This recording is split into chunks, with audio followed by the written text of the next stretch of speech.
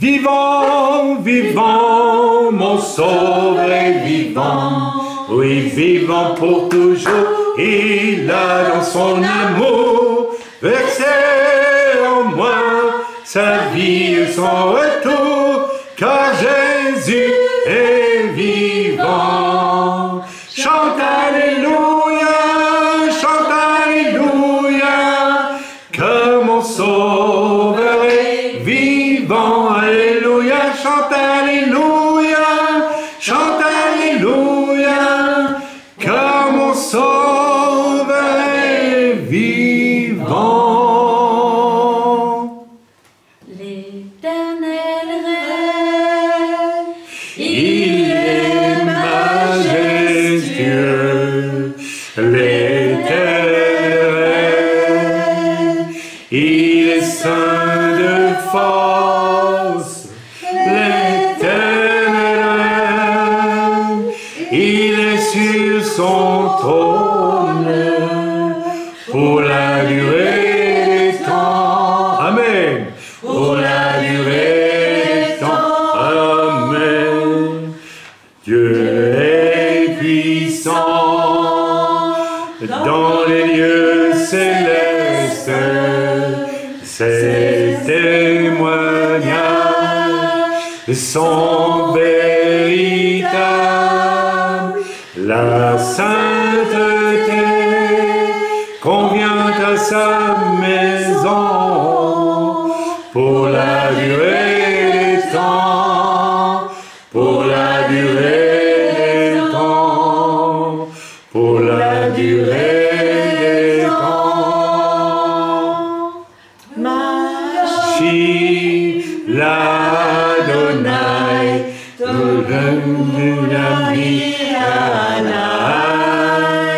Machi l'Adonai, kol tagmuloi ahalai, kos Yeshua tesa uveshem Adonai ekha le'ais vazeh vatoda uveshem Adonai ekha. Que ferai-je pour l'Éternel en retour de toutes ses bontés? Que ferai-je pour l'Éternel en retour de toutes ses bontés? J'élèverai la coupe du salut, j'invoquerai le nom du Seigneur. Je t'offrirai un sacrifice de louange, j'invoquerai le nom du Seigneur. J'invoquerai le nom du Seigneur. nous t'adorons, Père, dans ton temple. Nous t'adorons.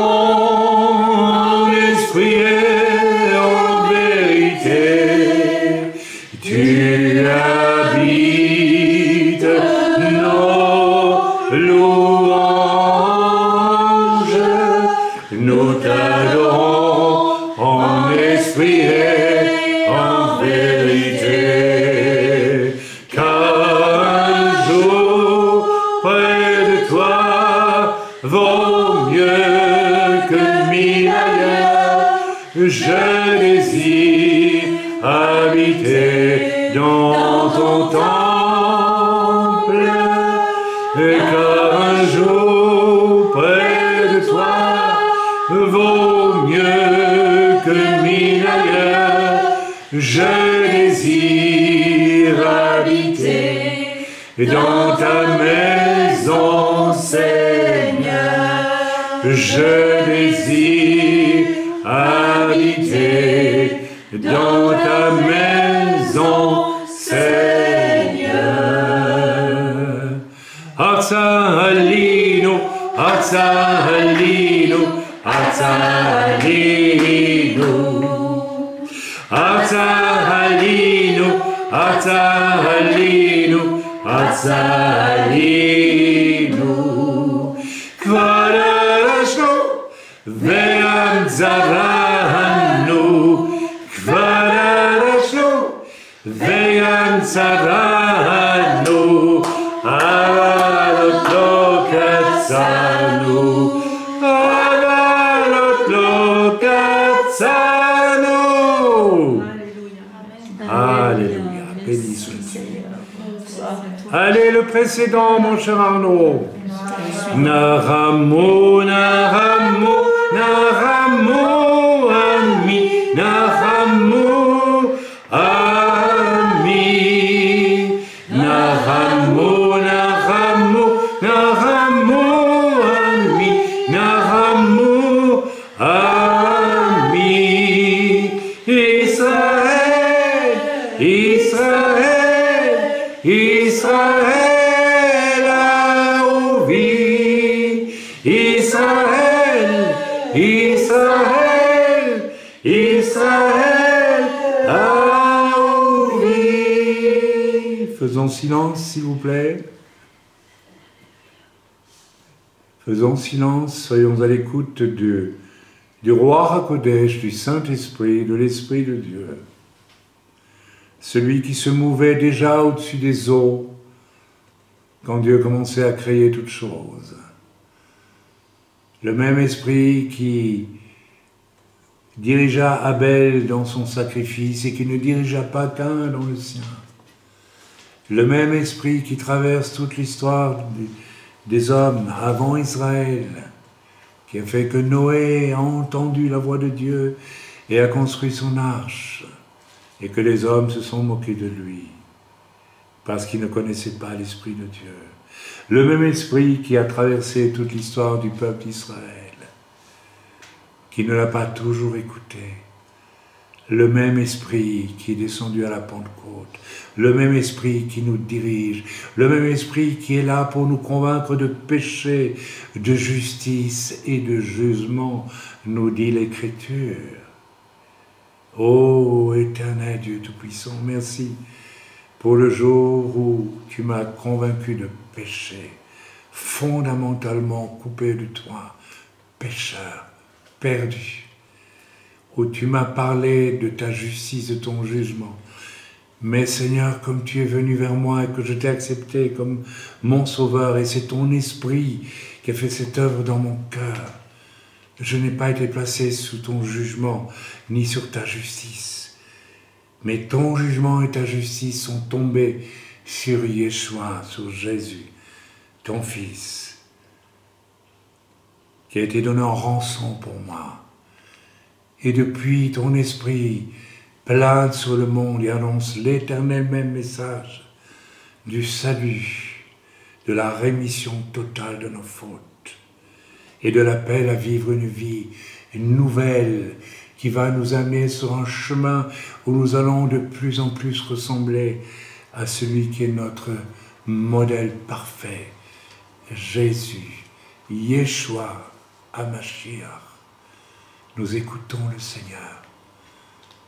Et si le Seigneur donne une parole, si le Seigneur donne une pensée, si le Seigneur donne un cantique, si le Seigneur donne une prophétie, nous écoutons. Merci Seigneur.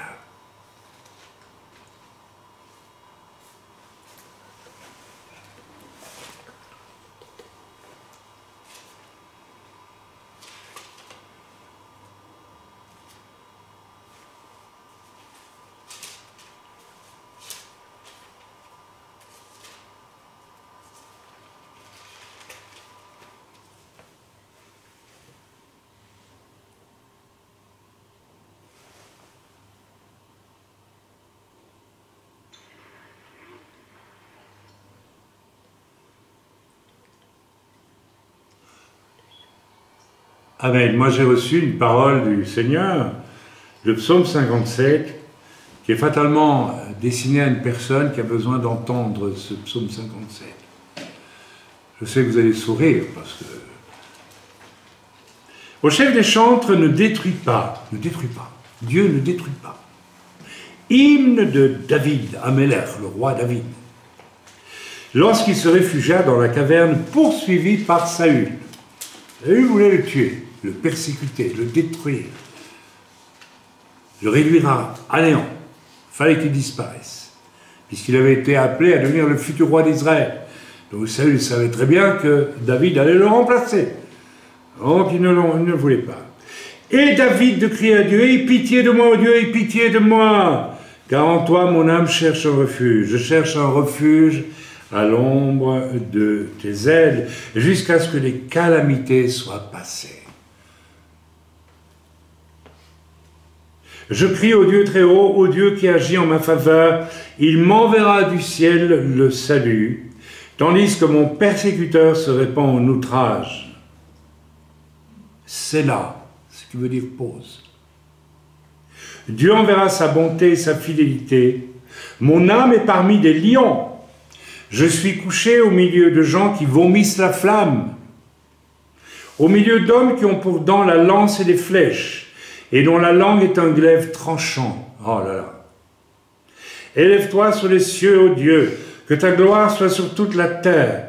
Ils avaient tendu un filet sous mes pas, mon âme se courbait, ils avaient creusé une fosse devant moi, ils y sont tombés. Mon cœur est affermi, ô Dieu, mon cœur est affermi, je chanterai, je ferai retentir mes instruments, réveille-toi, mon âme, réveillez-vous mon luth et ma harpe, je réveillerai l'aurore. Je te louerai parmi les peuples, Seigneur, etc., etc. Voilà, cette parole, elle s'adresse à quelqu'un qui est peut-être poursuivi par le malheur, par la méchanceté des hommes, ou que sais-je d'autre. Eh bien, soyez réjouis, confiez-vous en Dieu, et Dieu, n'est-ce pas, va vous délivrer. C'est une parole prophétique qui est donnée à travers une prophétie, un psaume prophétique dans l'Écriture. Alors, je vois bien que certains sourient, et voilà, mais c'est comme ça. Moi, je l'ai reçu, donc je le donne. Et puis, je ne suis pas le seul sur la terre, hein. Il y a bien du monde sur la terre qui a besoin de ce passage. Donc, on se réjouit et on va aller dans la parole de Dieu. Si vous êtes d'accord avec moi, si plus personne n'a reçu, je regarde, si, oh là là, je vois des mains levées. Alors, qui a levé la main là? Je vois. Ah oui, attendez, alors, il y a des gens qui ont reçu une pensée de Dieu. On va commencer par ici, on va être un peu égoïste, hein. Et puis je reviendrai vers vous au Skype. Sur Skype, qui a levé la main? Levez la main que je sache, s'il vous plaît. Allez, soyez actifs. Eliane.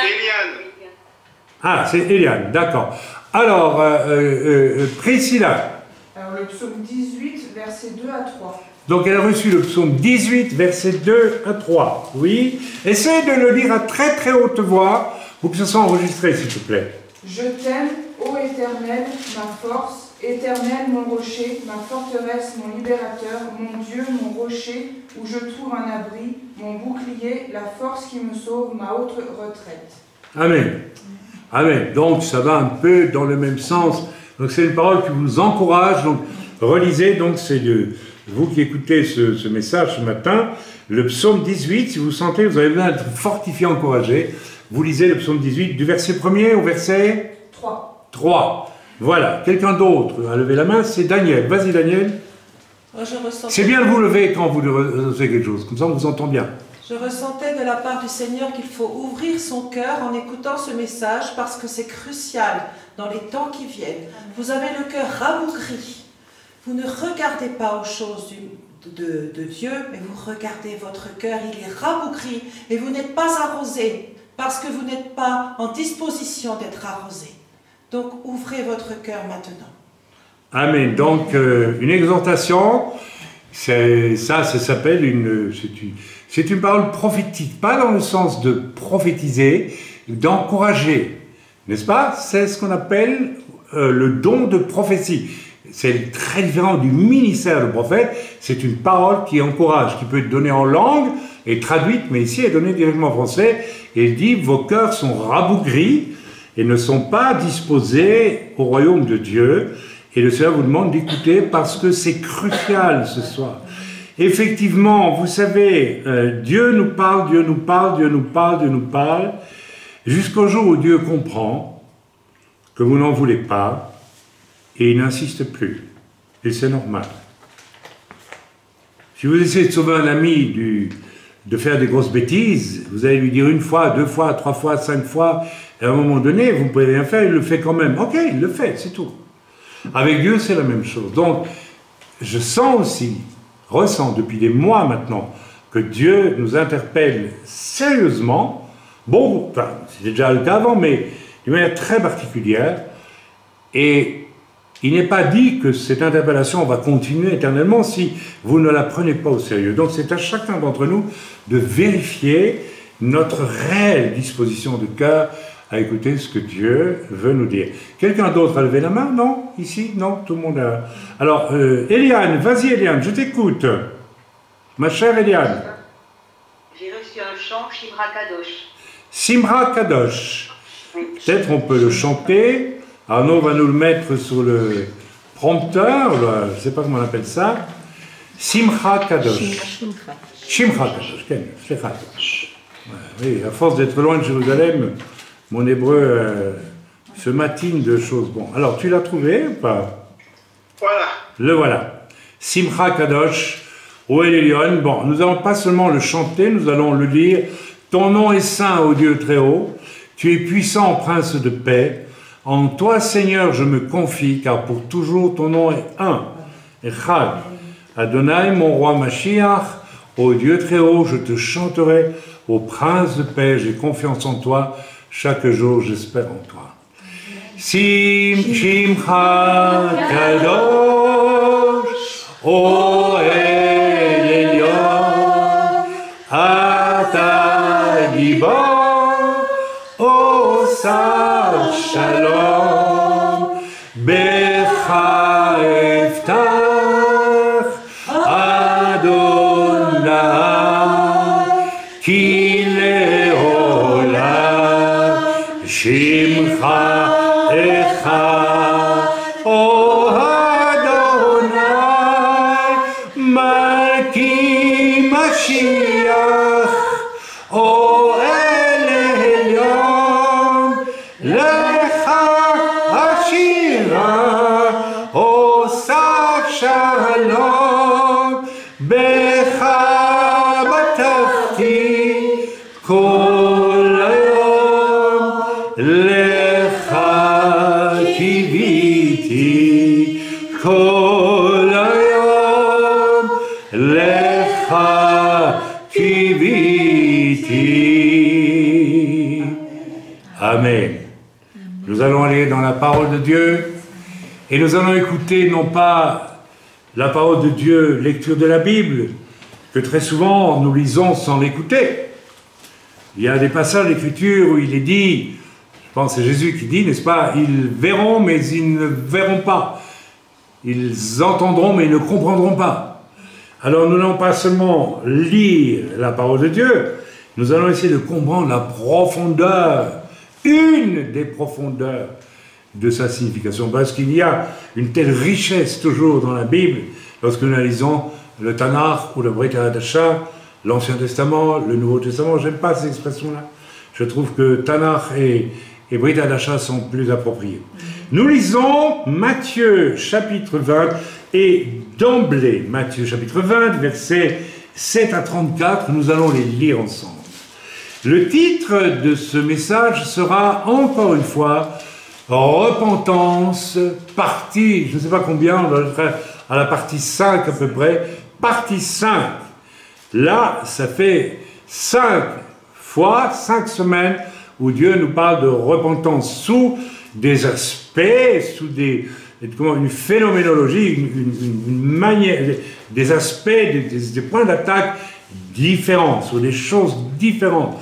Donc le Seigneur met le focus sur la repentance, ce qui veut dire que le Seigneur est en train de toucher du doigt quelque chose qui dans nos vies ne marche pas bien.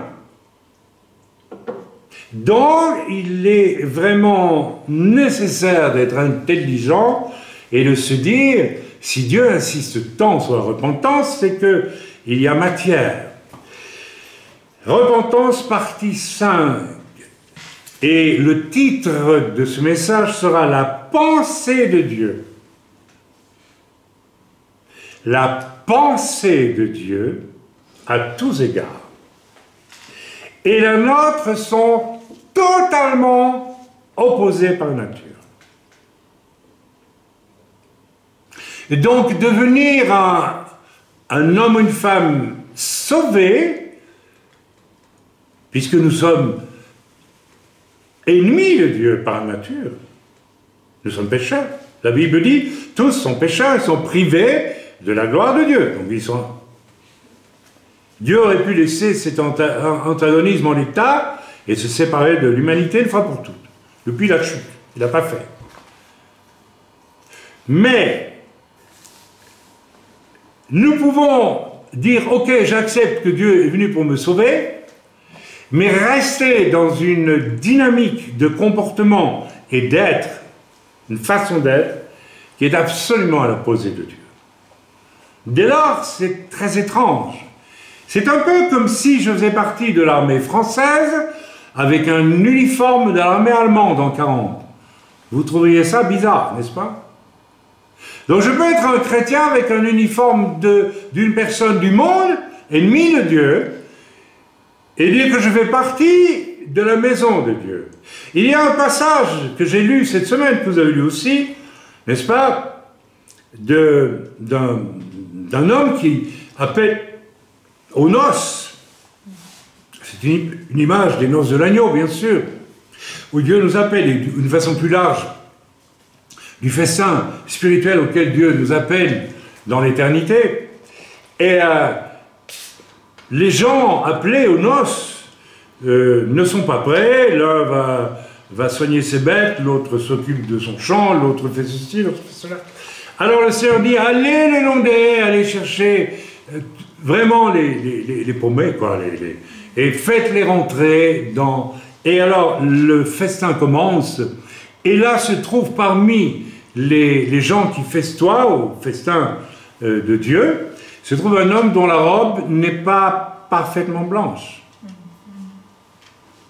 C'est-à-dire qu'il est rentré dans la maison de Dieu avec un costume qui appartenait encore en partie seulement, mais en partie, et c'est déjà trop, à l'esprit du monde. Et le maître de maison dit, mettez cet homme à la porte, là où il y aura des pleurs et des grincements de dents.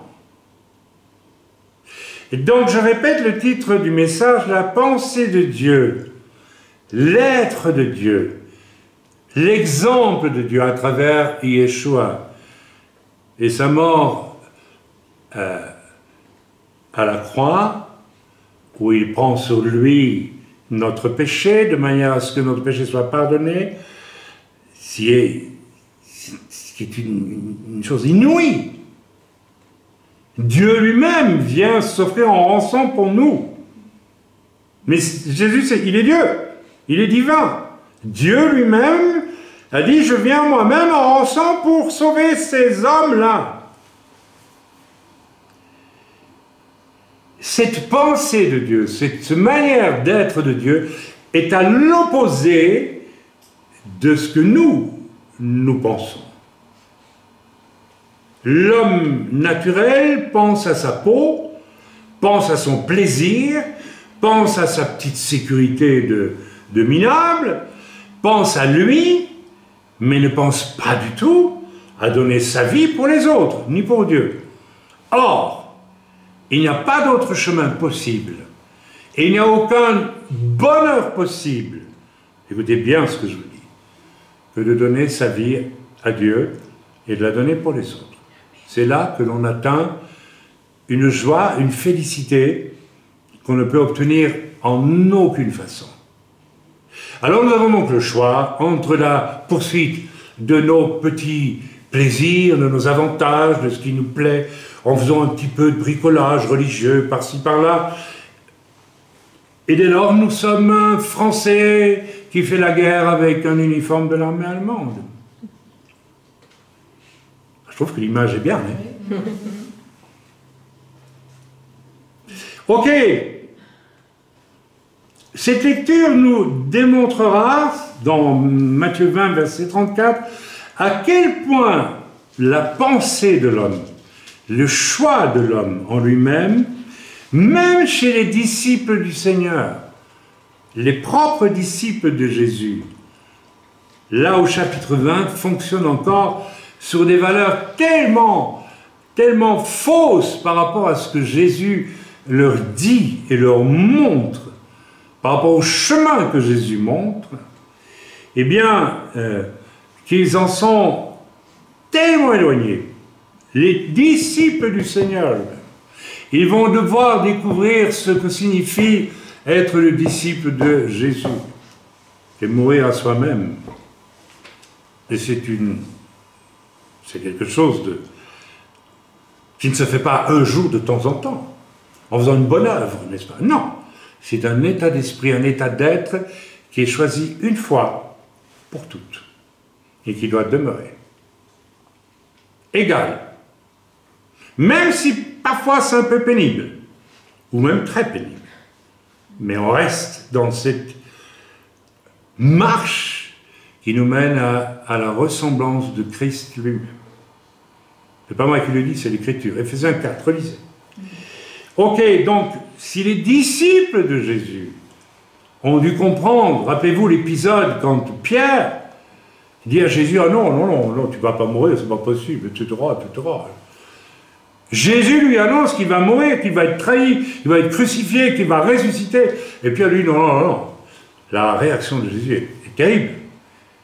Il parle à Pierre et il lui dit, mais arrière de moi, Satan, tes pensées sont les pensées d'un homme, mais pas les pensées de Dieu. Ça montre qu'il y a un gouffre absolu. Et que nous pouvons très bien être dans l'Église et y vivre toute notre vie et ne pas du tout être sur le chemin du discipulat de qui? De moi? Certainement pas. De l'Église où je vais? Pas du tout. De ma dénomination? Non plus. De tel fameux ministère, tout ça? Vous perdez votre temps. C'est de Yeshua, c'est de Jésus que nous devons être le disciple. Amen. Il n'y a pas d'autre discipulat. Vous pouvez aisément vous passer de moi, vous ne pouvez pas vous passer de Jésus. C'est impossible. Personne n'est irremplaçable. Avis à tous ceux qui croient que parce qu'ils ont un ministère plein de succès, ils sont des gens importants. Non. Ils sont peut-être des misérables qui s'ignorent. Peut-être des enfants gâtés à qui Dieu a fait des cadeaux et qui croient être importants pour cela. Bien, nous allons aller donc dans le... Voilà, il est important, écoutez bien ce message ce matin. Je ne vais pas entendre des prières à la fin du message.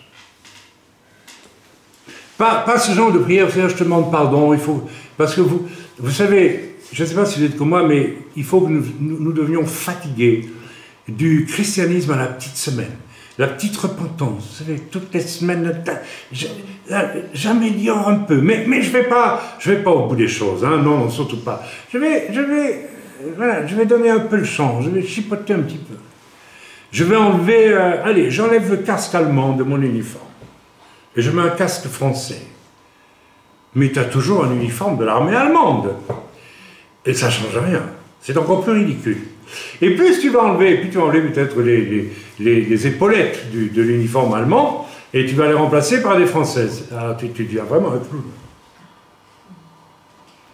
Et oui, mais beaucoup de chrétiens fonctionnent comme ça. Ils enlèvent une petite chose de temps en temps, et puis ils ajoutent une vertu, etc. Et après, ils ressemblent à des clowns. Ils sont grotesques. Il faut enlever tout l'uniforme allemand, et il faut mettre tout le français. Je dois enlever l'uniforme de cet homme naturel qui le poursuit, ses avantages, ses intérêts.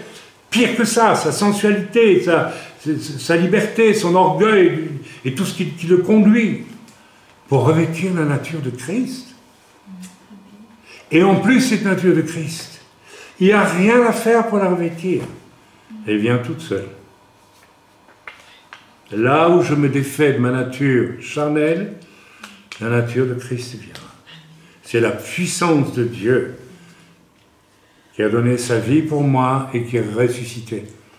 C'est-à-dire d'un homme aussi minable que moi, par pure grâce, parce que j'ai décidé de me renier en tant qu'homme perdu, et qui ne peut rien faire de bon par lui-même.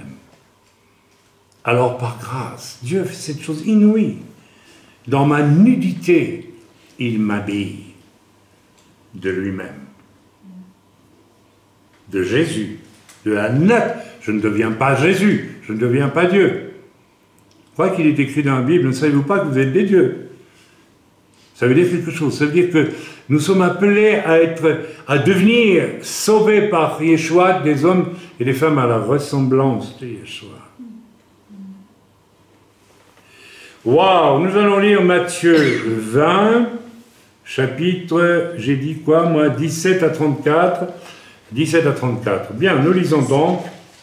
Pendant que Jésus montait à Jérusalem, il prit à part les 12 disciples.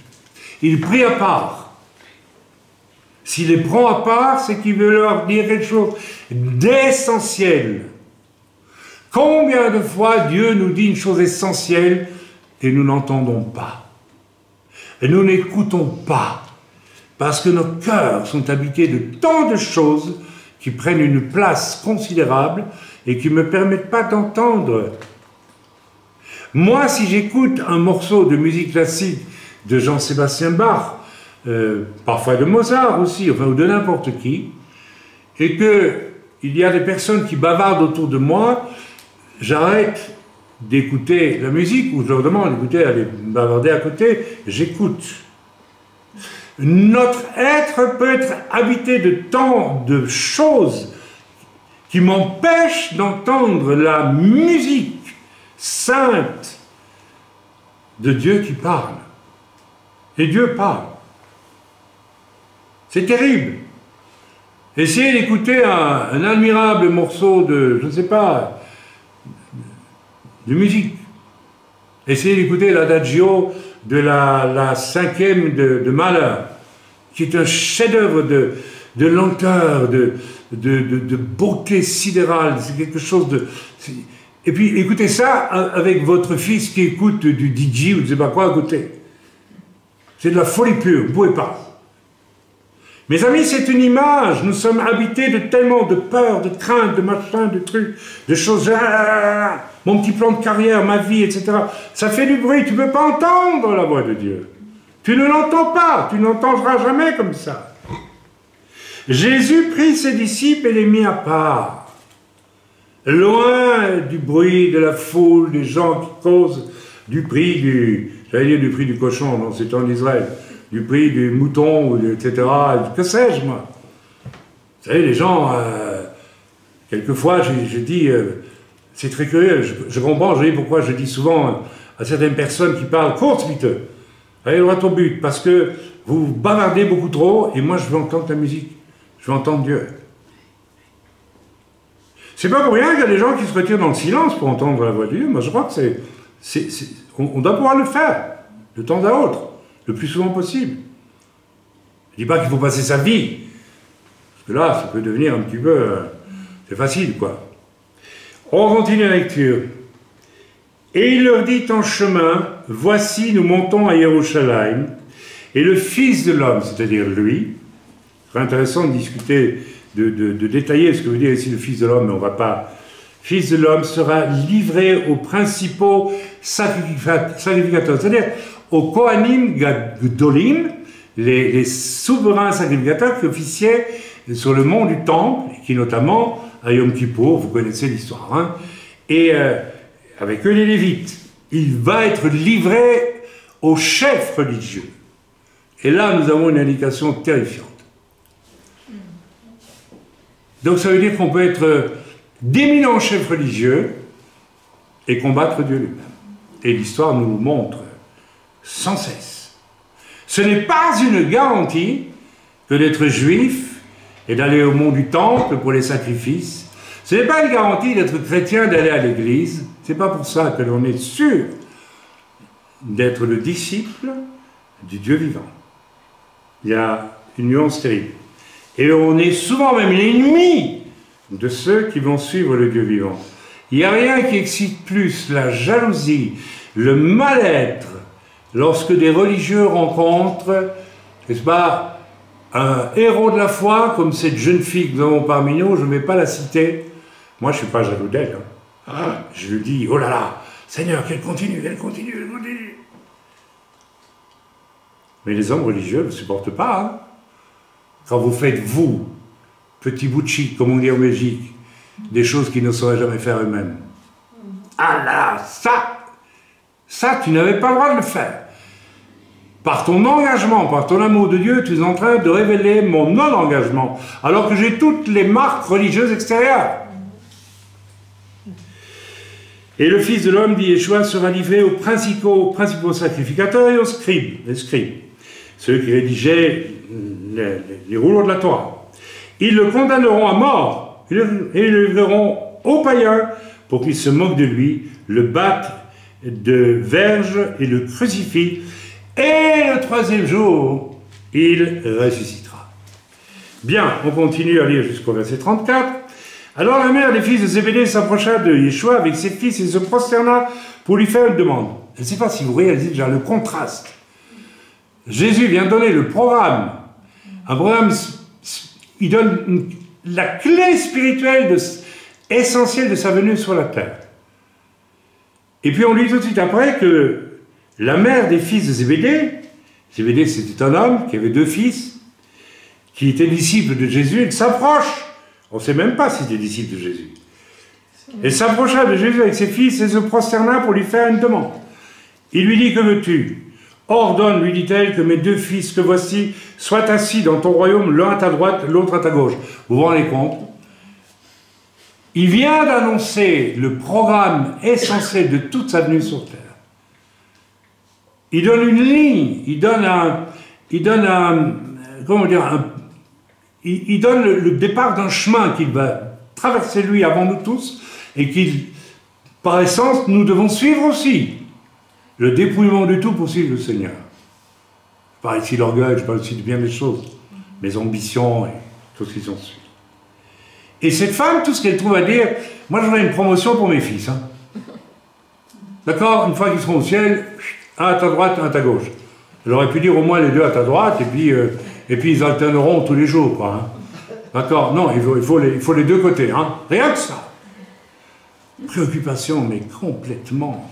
Mais enfin, c'est d'un mauvais goût total, n'est-ce pas? Jésus répondit, Jésus plein d'amour et de patience répondit, vous ne savez ce que vous demandez, pouvez-vous boire la coupe que je dois boire? Alors, ils osent dire, je dis bien ils osent dire, nous le pouvons, dirent-ils. Et comme Jésus sait qu'ils vont grandir dans la foi, il leur dit, il est vrai que vous boirez ma coupe. Mais pour ce qui est d'être assis à ma droite et à ma gauche, ça ne dépend pas de moi et ne sera donné qu'à ceux à qui mon Père l'a réservé.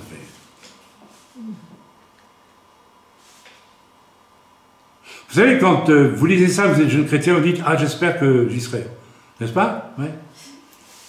Ben, c'est la preuve que vous n'avez encore rien compris. Le jour où vous aurez la sensation profonde que vous ne méritez absolument pas ça, là, vous aurez découvert quelque chose d'important. Les 10 ayant entendu cela furent indignés contre les 2 frères. Jésus les appela et dit, vous savez que les chefs des nations les tyrannisent et que les grands les asservissent, n'est-ce pas? Il n'en sera pas de même au milieu de vous, mais quiconque veut être grand parmi vous, qu'il soit votre serviteur. Et quiconque veut être le premier parmi vous, qu'il soit votre esclave. Plus je donne ma vie, plus je suis esclave des autres, parce que je les aime. Et je ne cherche aucun avantage pour moi. Je suis le plus grand pour Dieu. On est dans un renversement absolu par rapport à ce que les hommes cherchent et veulent, n'est-ce pas, en général. C'est clair. Alors on dit, oui, ben c'est sûr, c'est bien, c'est très bien. Oui, mais attendez, on est sûr qu'on est sur le chemin pour vivre ça? On est vraiment certain? C'est ainsi que le Fils de l'homme est venu non pour être servi, vous vous rendez compte, mais pour servir et donner sa vie comme la rançon de beaucoup. Waouh! je me fais le plus petit de tous, Jésus, Yeshua, Fils de Dieu. Et à ce prix-là, beaucoup sont sauvés. Donc le chemin pour moi, c'est me faire le plus petit de tous, vers l'esclave de Dieu et des hommes. Et alors, beaucoup pourront venir aussi sur le chemin du salut. Et au fond, dès ce matin, posons-nous la question, honnêtement, combien de personnes sont venues au salut grâce à nous, jusqu'à présent? Comment se fait-il que certaines personnes qui sont dans l'église, dans des églises ou dans l'église, qui ont des tâches, qui font ceci, qui font cela, et qui jamais, ne serait-ce que par leur exemple, n'ont amené personne à accepter le Seigneur? Ben, la réponse, elle est toute trouvée. Ce sont des faux chrétiens. Absolument.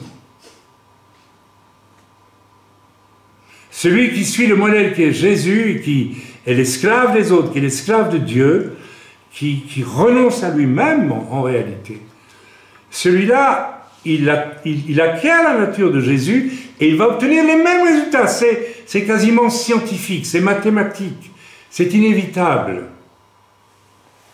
Ok, on a déjà de quoi réfléchir.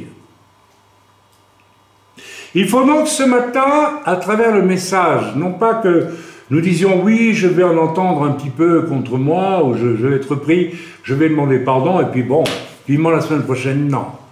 Ce matin, à travers ce message, je dois, ou alors ne l'écoutez même pas, allez faire autre chose. Allez jouer au bowling, ou allez faire la vaisselle, faites ce que vous voulez, allez faire du vol à voile, du parapente, mais n'écoutez pas, ça ne sert à rien.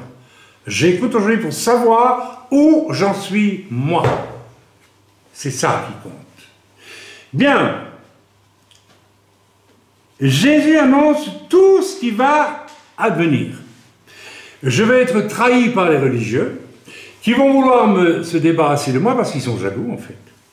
Ils voient que j'ai une autorité qu'ils n'ont pas. À retenir ça. Ils vont me livrer à l'autorité romaine, ce qui est déjà tout un signe.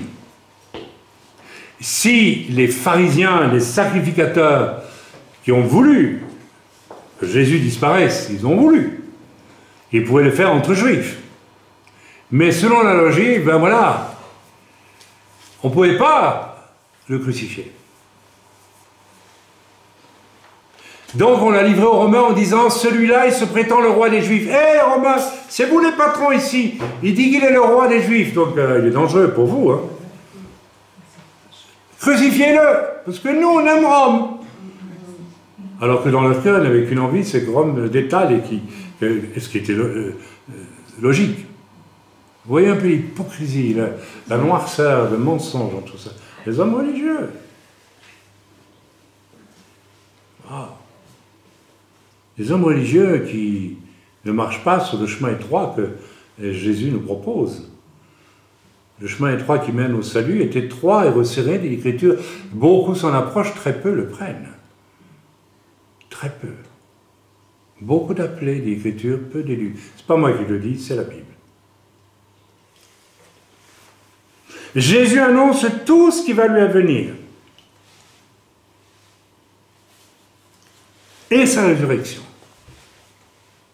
Il y a là tout un programme théologique. C'est une théologie, là. C'est un morceau théologique. Il annonce le but ultime de sa venue sur terre, c'est de payer à ma place, de laisser les hommes religieux mauvais me tuer, finalement, via les Romains. Et je vais l'accepter, parce que comme ça, je sers de sacrifice parfait pour le pardon des péchés de toute l'humanité. Et je vais prouver que c'est fait parce que je vais ressusciter. La résurrection, c'est le sceau que Dieu met à l'accomplissement du salut de toute l'humanité à travers Yeshua. Il faut comprendre que c'est ça la résurrection. Et qu'il y a une promesse de résurrection pour chacun d'entre nous qui meurt. Et le jour de notre baptême, rappelez-vous, on nous explique, on est immergé dans l'eau où on déclare, c'est symbolique, laisser notre vieille nature derrière nous et revêtir la nature de Christ en sortant du baptême. N'est-ce pas? C'est le sens profond. Ok, la réaction de la mère des fils de Zébédée est absolument inouïe. C'est une réaction abominable. Tout ce qu'il... Elle entend, elle sait que Jésus va... Peut-être même que les disciples sont venus. Et il y a un contraste là. Je n'ai pas besoin de vous dire à quel point ce que la mère demande là est égoïste. J'entends certaines mères chrétiennes. Ah Seigneur, il faut que mes enfants soient tous sauvés. Ah Seigneur, moi je voudrais que mon fils soit pasteur. Hein. Alors là, j'ai vu tout ça. J'ai vu des familles, une famille en Belgique, dans la première église où j'étais, la première où j'étais vraiment membre, eh bien, qui a fait la guerre au pasteur pendant des mois, parce qu'eux avaient reçu que le fils aîné de la famille devait être pasteur. Et le pasteur, lui, il ne voyait pas un pasteur dans ce jeune. Donc, ils ont fait la guerre. Ils voulaient que le fils soit reconnu pasteur, alors qu'il n'était pas pasteur. Il n'en avait même pas il était tellement arrogant, d'ailleurs, que jamais il n'aurait pu être pasteur. Du verset 17 au verset 19, tout est clair et très net, n'est-ce pas? Ok. Et Jésus annonce tout le programme de Dieu, finalement, pour le salut de l'humanité. Et pourtant, directement après, réaction de la mère des fils de Zébédée, n'est-ce pas? Une réaction, et puis la réaction indignée des disciples, n'est-ce pas? On se pose la question, pourquoi est-ce qu'ils sont indignés? Quand on dit qu'ils sont indignés, hein? Les 10 ayant entendu cela, ils étaient 10 à ce moment-là, c'est curieux, furent indignés contre les deux frères. C'est probablement deux des disciples de Jésus aussi. Alors pourquoi est-ce qu'ils sont indignés? Est-ce par noblesse de cœur? Parce qu'ils ont compris, ou peut-être ils sont un peu jaloux aussi. Hein? Alors là, on est en plein dans le monde des hommes qui veulent... Vous voyez ce que je veux dire? Ça, alors que le Seigneur vient de donner clairement... Et les 10 ont entendu Jésus, quelques minutes avant ça, leur dire, je vais être livré, on va me tuer, je vais ressusciter. Ils auraient dû s'arrêter et dire, peut-être que Jésus leur avait déjà enseigné cela, probablement. Mais est-ce qu'ils ont réfléchi à la signification de cela? Et pour eux aussi, d'autant plus que les deux fils de Zébédée, qui sont deux disciples des 12 de Jésus, n'est-ce pas? Eh bien... le Seigneur leur dit, oui, vous boirez ma coupe, obligatoirement. Alors je vous annonce une chose, vous qui vous dites chrétien, vous boirez la coupe du Seigneur, ou bien vous ne serez pas un disciple. Nous devons suivre le même chemin, nous devons boire la même coupe, de façon différente. Il n'est pas dit qu'on va être crucifié, mais on peut être crucifié dans les circonstances de la vie. Voir nos enfants se perdre, alors qu'on a tant prié pour eux. On peut être crucifié de 1000 manières. Mais nous devons boire la coupe. La réalité, c'est que beaucoup de chrétiens ne veulent pas boire la coupe. Ils veulent une vie pépère, avec des bénédictions, mais boire la coupe, non. Face à Jésus et ce qu'il annonce, aucune réaction de réflexion sur ce qu'annonce Jésus. Il annonce sa mort et sa résurrection. Ce qui est, par exemple, l'annonce de cette résurrection, est un sceau mis sur sa nature divine, ou à tout le moins sur son lien étroit avec Dieu son Père. C'est fort ce qu'il dit là, Jésus. Qui peut dire je vais te tuer et ressusciter? S'il n'est Dieu lui-même. Jésus est Dieu. Ça devrait les faire réfléchir. À la limite, la réaction de cette mère des deux disciples, et entre parenthèses, c'est bien vrai que Jésus n'était pas misogyne, et Paul n'était pas misogyne non plus. Il y avait des mamans qui accompagnaient les disciples. On est compte, ben voilà, c'est là. Peut-être qu'elle venait voir, il faut soigner mes petits, là, mes chéris. Jésus ne leur fait pas trop de mal, hein, attention. Et puis tu leur donnes la meilleure place au ciel. Ah oui, d'accord, c'est mes fils. C'est vraiment la mère juive dans toute sa splendeur. Hein? Vous connaissez l'histoire de deux mères juives qui se rencontrent. Ton fils, il fait quoi comme étude? Oh, il fait infirmier. Oh, alors là, moi, le mien, il fait médecine. Ah oui, mais mon autre fils, il fait médecine aussi. Oui, mais mon deuxième, il fait chirurgien. fierté des mamans. Amen. À la limite, la réaction humaine, et celle des disciples aussi après, c'est, bon, tu vas mourir, ok, c'est très bien, mais en attendant, donne-nous nos promotions, nos médailles, nos décorations, et puis après tu te débrouilles, quoi. Ça revient à ça, mes amis. Il y a un choc de titan ici, entre la nature humaine, charnelle, limitée, et le chemin que Jésus est en train de leur indiquer. Amen. Amen. Face au mystère, mais bouleversant, de l'amour divin incarné en humanité. Jésus, c'est Dieu qui s'incarne en humanité et qui révèle un amour bouleversant. Il va donner sa vie et il ne va pas la donner pour rien, il va la donner pour que nous soyons tous sauvés. Et il va mettre le sceau à ce salut par sa résurrection en disant je prouve, je démontre que ce que je fais est vraiment pour vous sauver, que je vous rachète en prenant sur moi tous vos péchés puisque je ressuscite. C'est énorme ce qui se passe là. Le mystère bouleversant de l'amour divin incarné en humanité qu'est Yeshua lui-même. Combien nos natures sont d'abord attachées à nos vies terrestres, même à leurs aspects parfois les plus grossiers. Je vais vous choquer, je vais vous déranger, mais ça ne fait rien. Tant d'entre nous, nous prions, et nous devons le faire, pour que nos proches soient sauvés. Et j'ai prêché aux États-Unis dans une grande église un jour, et le pasteur avait 3 fils, 2 fils et une fille. Et le fils cadet, qui avait fait la guerre en Irak d'ailleurs, comme tankiste, suivait le Seigneur, mais suivait le Seigneur. La fille était mariée à un homme qui venait à l'église, mais bon, ok. Et puis le fils aîné avait coupé les ponts avec l'église, il ne voulait plus en entendre parler. Et le pasteur me disait, mon cœur est brisé, mon fils refuse, il ne veut plus, il ne veut pas être chrétien, il ne veut pas être sauvé. Il a fait son choix. Et il m'a dit, tu sais, un jour, j'ai prié, et Dieu m'a dit, il m'a dit ceci, est-ce que c'est parce que c'est ton fils que tu crois que je suis obligé de le sauver? Qu'est-ce que ça voulait dire? S'il ne veut pas, je ne le sauverai pas. Je respecterai sa décision. Donc arrête de te désespérer devant moi, continue à prier, mais sache que c'est seulement s'il le veut qu'il sera sauvé. Ça fait réfléchir. Mes amis, c'est tellement important. J'ai enseigné, alors c'est autre chose, sur les 4 points d'une authentique nouvelle naissance. Conviction de péché, repentance, réparation. La réparation va impliquer très souvent que ça risque de nous coûter quelque chose.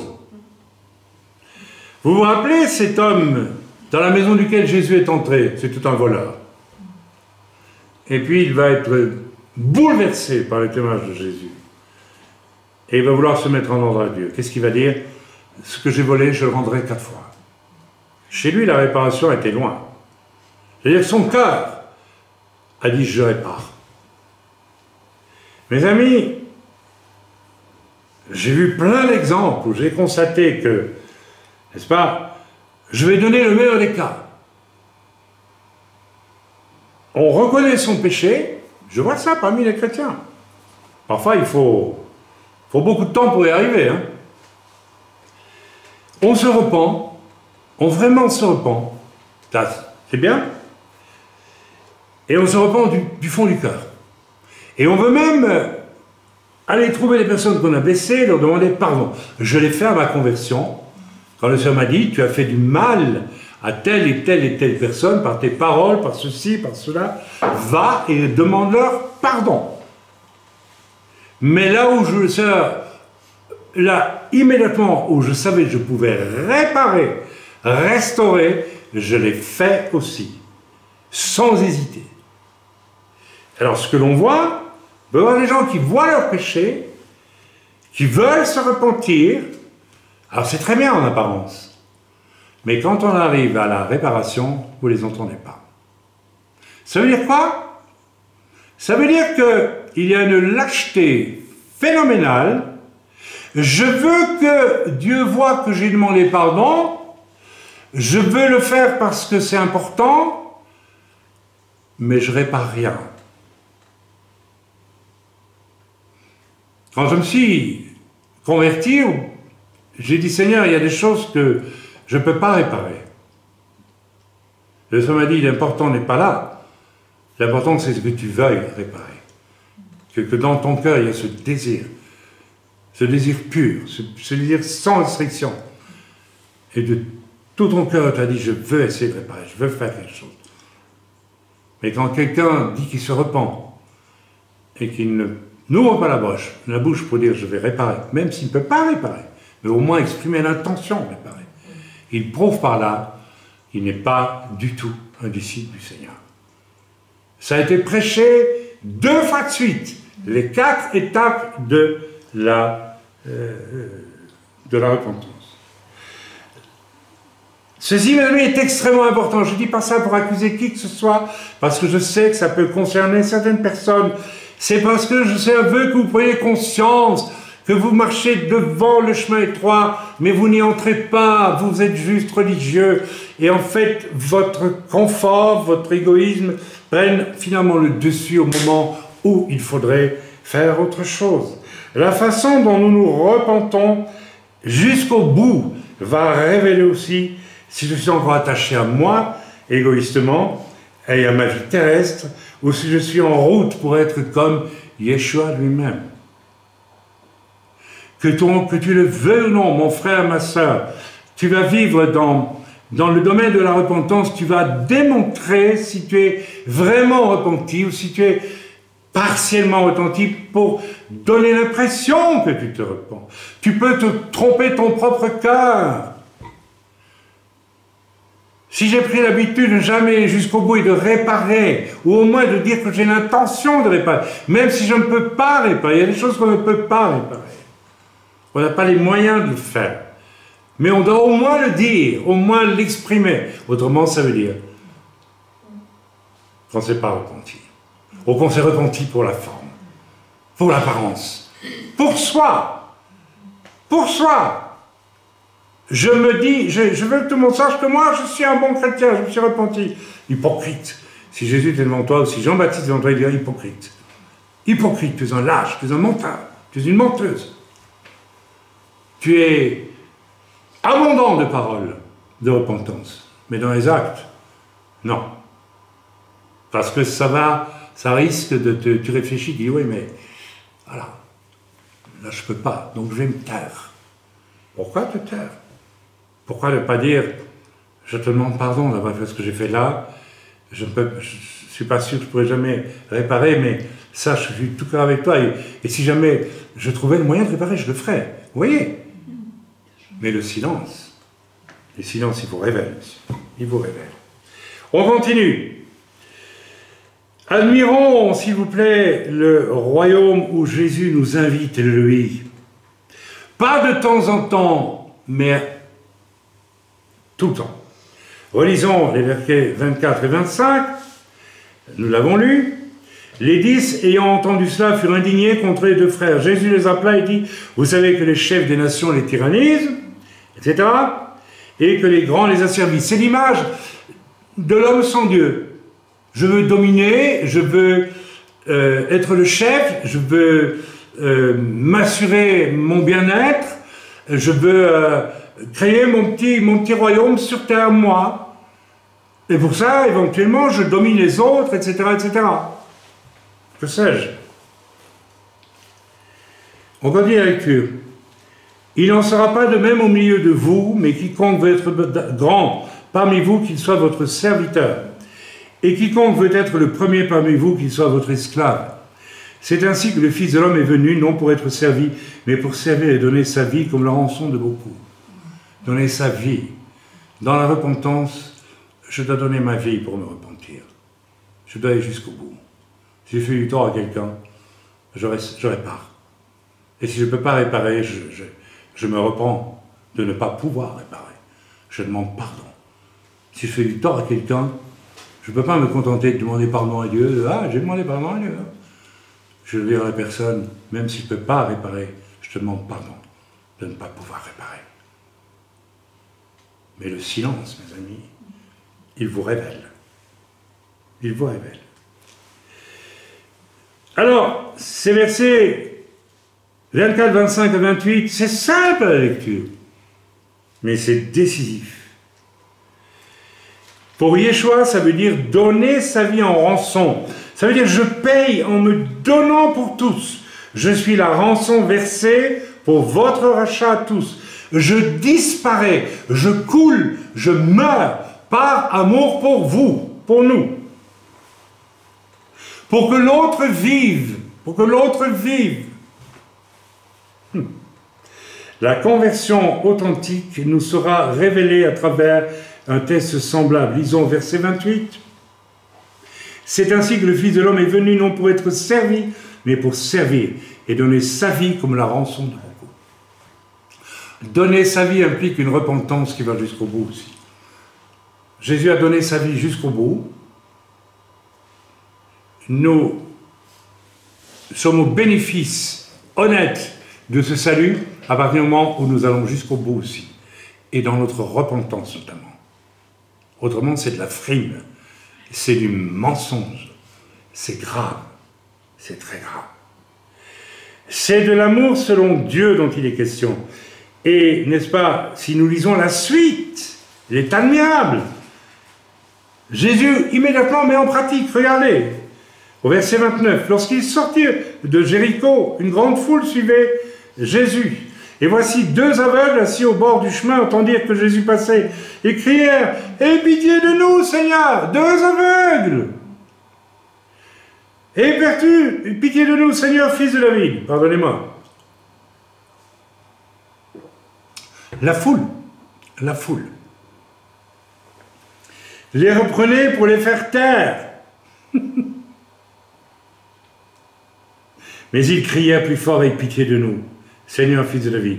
Jésus s'arrêta, les appela et dit, que voulez-vous que je vous fasse? Ils lui dirent, Seigneur, que nos yeux s'ouvrent. Ému de compassion, Jésus toucha leurs yeux. Aussitôt, ils recouvrèrent la vue et le suivirent. Mais mes amis,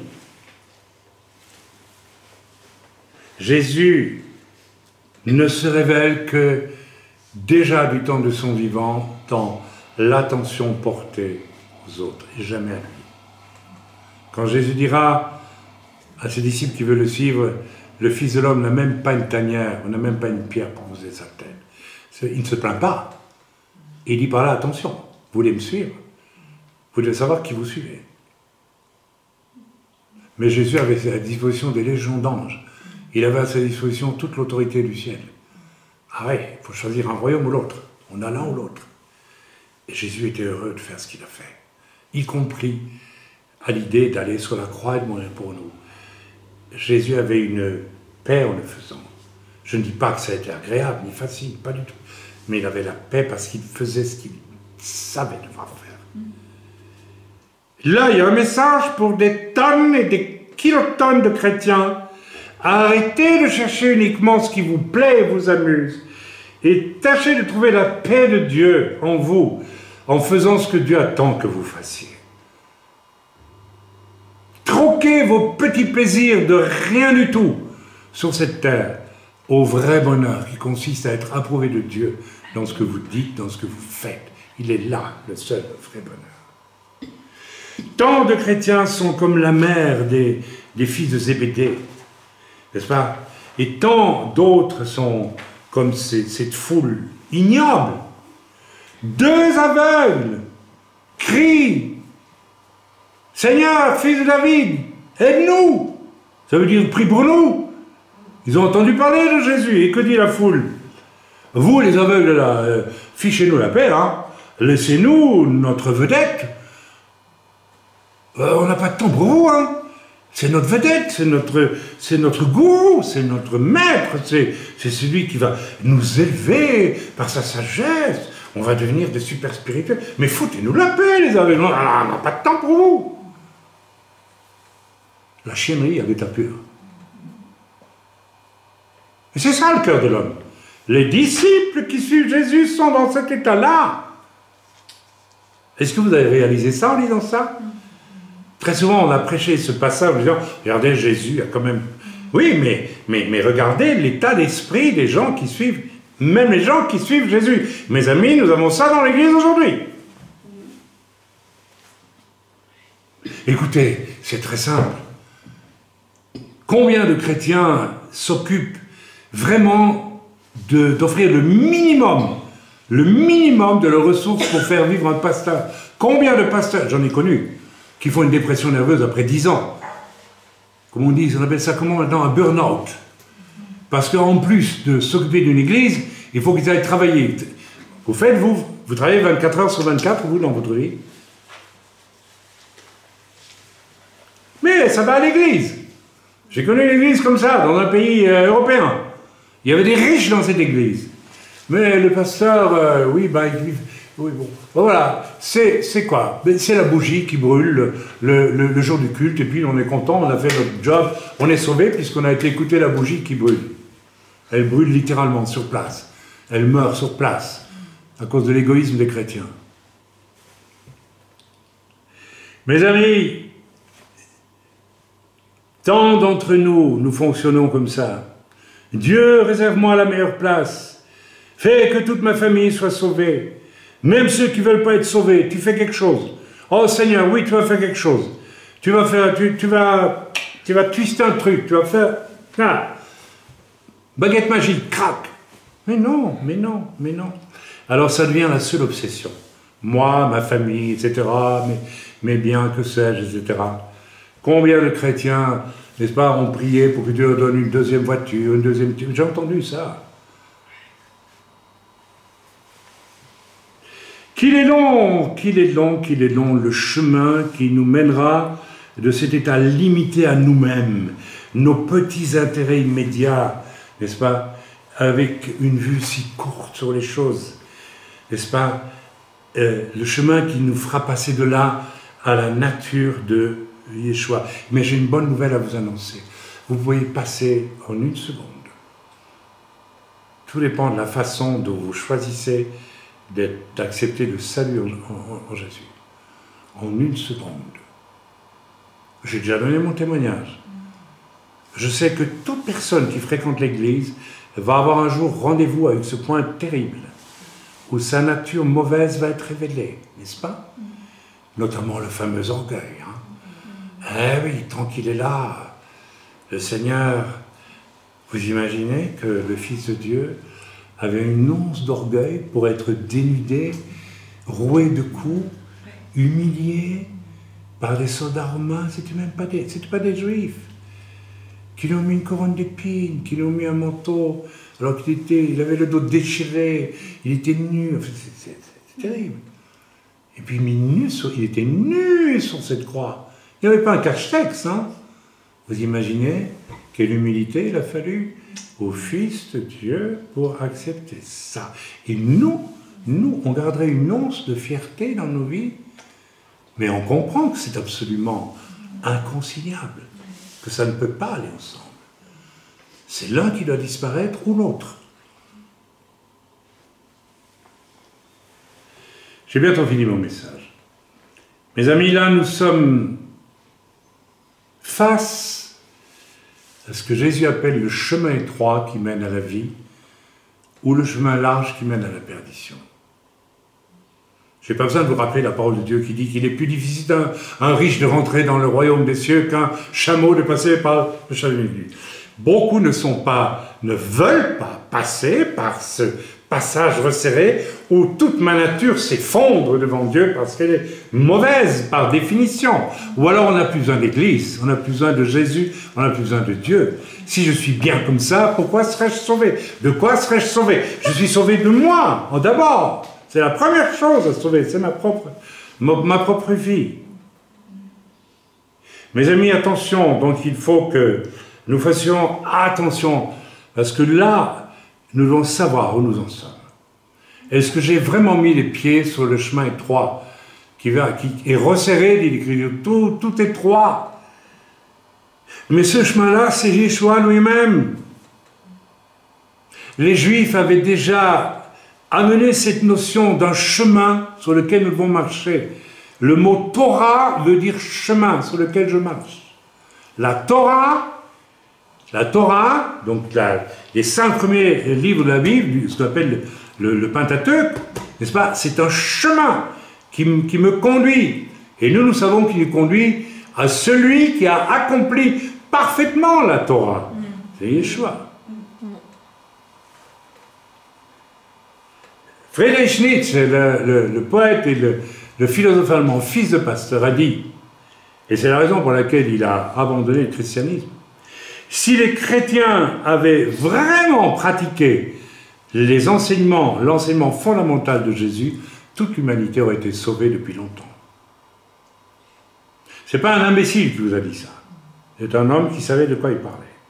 Et c'est pourquoi il a dit « j'y crois plus ». Mes amis, il vaudrait mieux vérifier immédiatement si j'en suis encore à construire ma petite vie religieuse hypocrite finalement, qui exclut le fait de basculer complètement vers le fait de recevoir, de vivre, d'être de la nature de Christ. En d'autres mots, avons-nous réfléchi vraiment à ce jour à ce que signifie ce qui est écrit au verset 25 à 28, c'est-à-dire l'idée même de sacrifier ma vie, de l'abandonner, de ne plus essayer de la protéger par mes propres moyens? Oui, absolument, ça va loin. Tous les disciples de Jésus ont fait ça. Les 12 premiers et tous ceux qui ont suivi, les vrais disciples, ont tous fait ça. Toute l'histoire véritable de l'Église est là.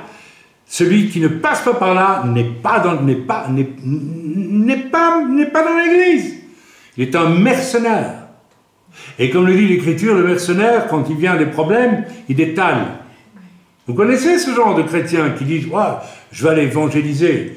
Et puis quand la personne en rue lui tient tête, il s'enfuit en courant.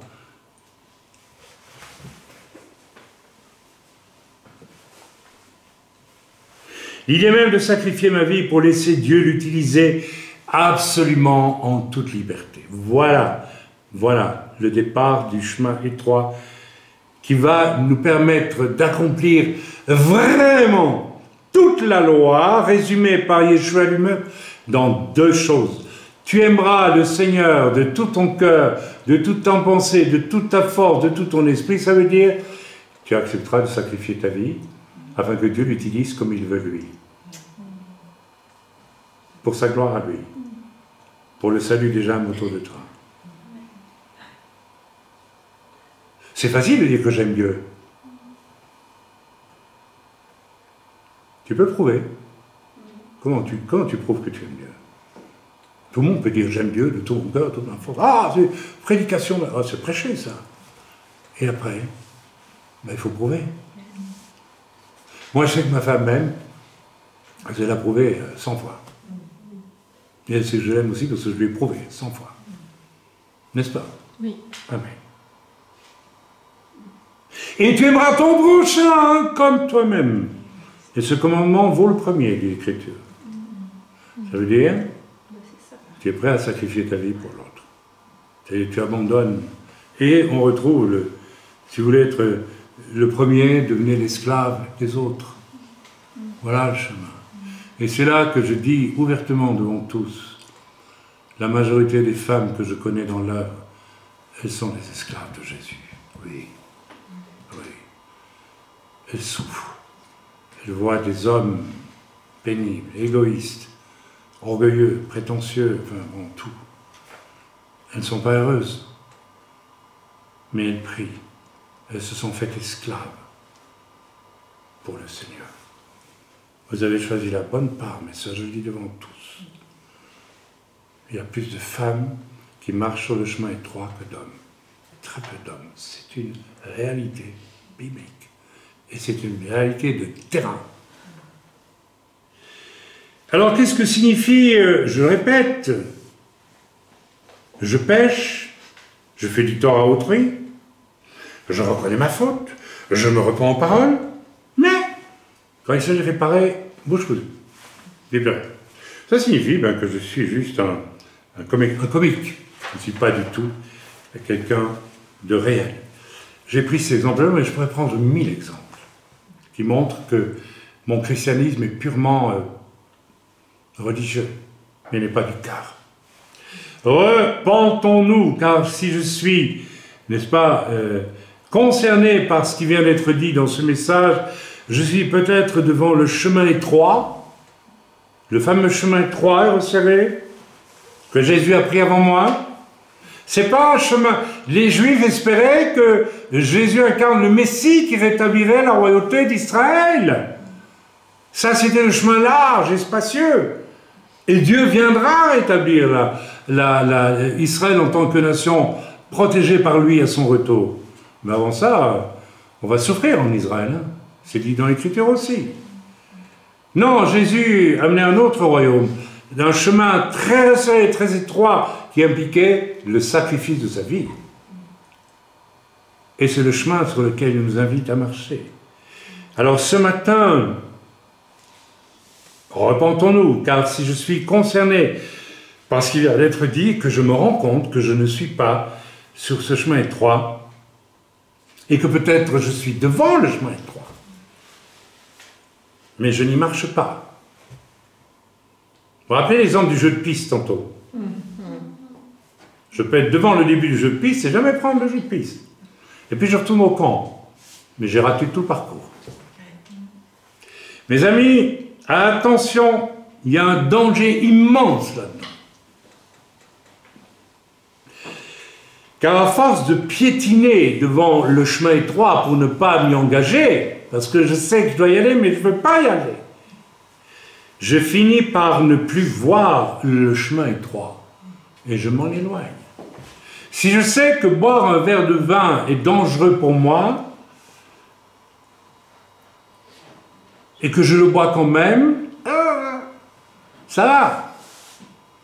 Et puis le lendemain, je sais encore que boire un verre de vin, pour moi, c'est pas bon, mais j'en bois encore un, et puis encore un. N'est-ce pas?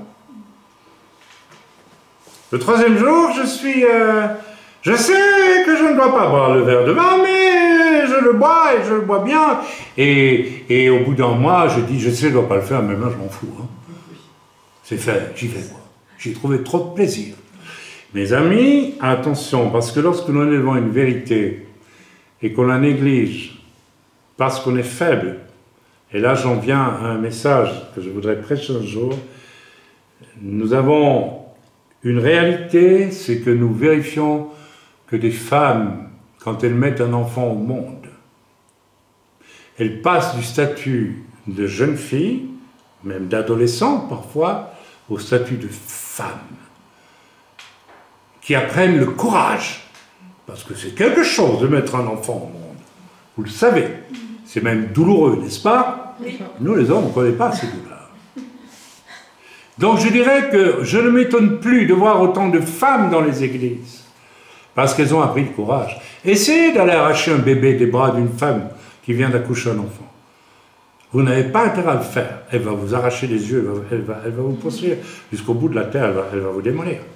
N'essayez pas, d'ailleurs, un homme normal ne fait pas ces choses, mais essayez pour voir, essayez. Vous dites-lui, oh il est moche ton bébé, vous allez voir ce qui va vous arriver. Tu vois les femmes qui sourient ici.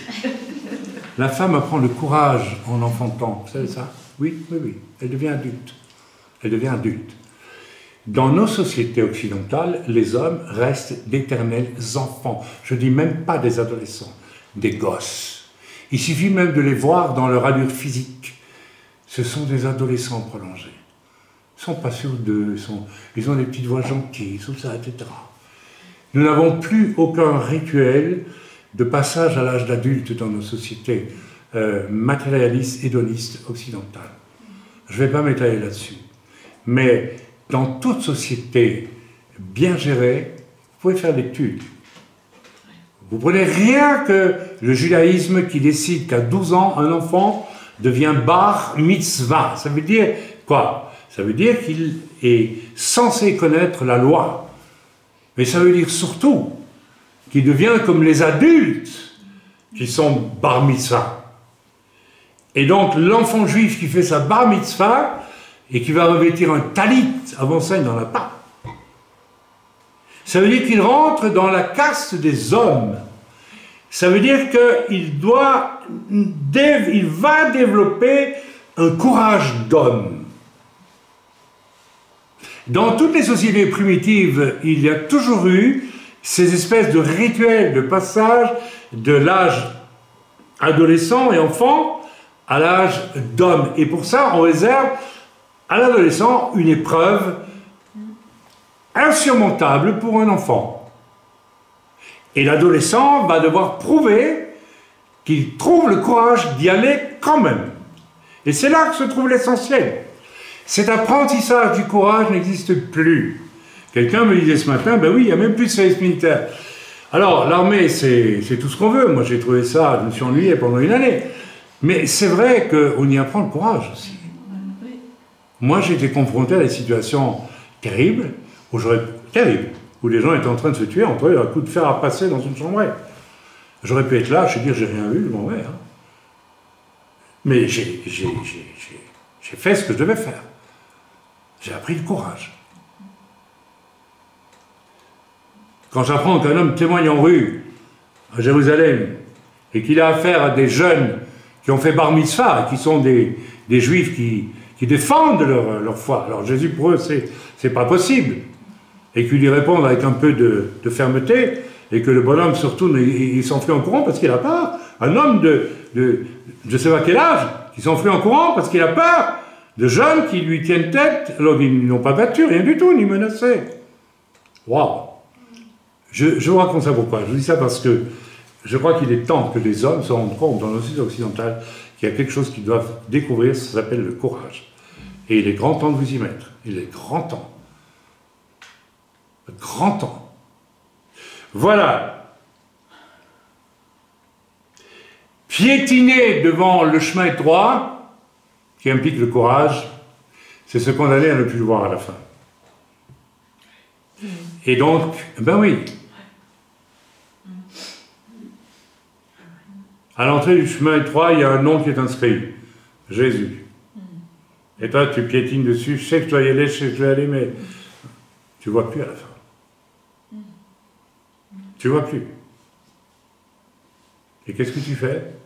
Un jour ou l'autre, tu te détournes du chemin étroit. Et tu retournes vers le chemin spacieux et large, de tes plaisirs, de tes folies et de tout ce qui s'ensuit.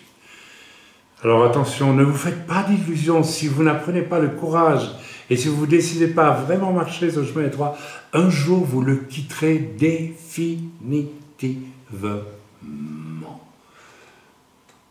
Ou on s'y engage et on est condamné à rester jusqu'au bout, ou on ne s'y engage pas, on fait semblant, et un jour ou l'autre, on le quitte définitivement.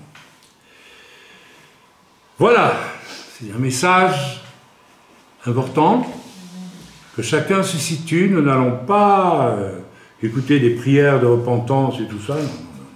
Vous allez vous situer chacun de manière courageuse, vous savez où vous en êtes vraiment. Et c'est à vous de choisir ce que vous voulez. Voilà, c'est très simple. Vous voyez? C'est très simple.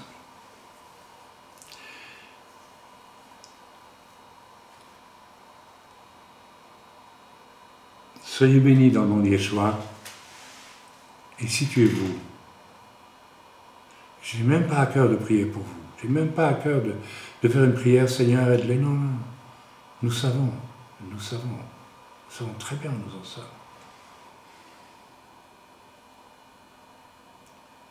Nous le choisissons. C'est un état ou c'est l'autre. N'essayez pas d'amener les deux en même temps. N'essayez pas d'être dans l'armée française avec un costume de l'armée allemande. N'enlevez pas seulement le casque pour le... Vous avez l'air d'un clown. Beaucoup de chrétiens ont l'air de clowns.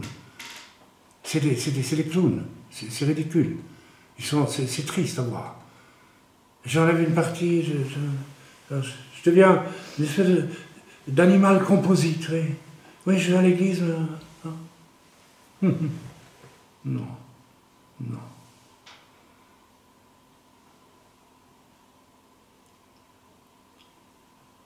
Que Dieu vous éclaire, que Dieu nous éclaire tous. Moi le premier. Amen. Amen.